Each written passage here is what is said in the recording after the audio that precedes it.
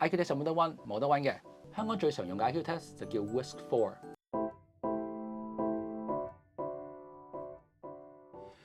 對於學習上有問題嘅小朋友，IQ test 係可以幫助到家長同埋老師去理解一個小朋友嘅強項同埋弱項，咁就可以幫助到佢哋制定一個適合小朋友學習嘅 education plan， 咁就會令到成個學習嘅 process 舒服好多，個小朋友亦都可以繼續去升學。就算學習上冇咩問題嘅小朋友，佢做一個 IQ test 對佢都可以有幫助嘅。我俾個 example 你啊，我之前都見到有一個小朋友做咗個 IQ test 冇咩問題，但係佢嘅空間理解能力特別好。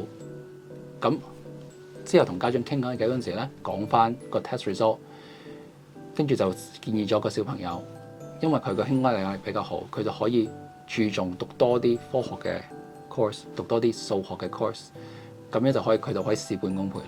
如果家長有咩問題嘅話，都可以聯絡我哋可以再傾下。你今日關注咗未啊？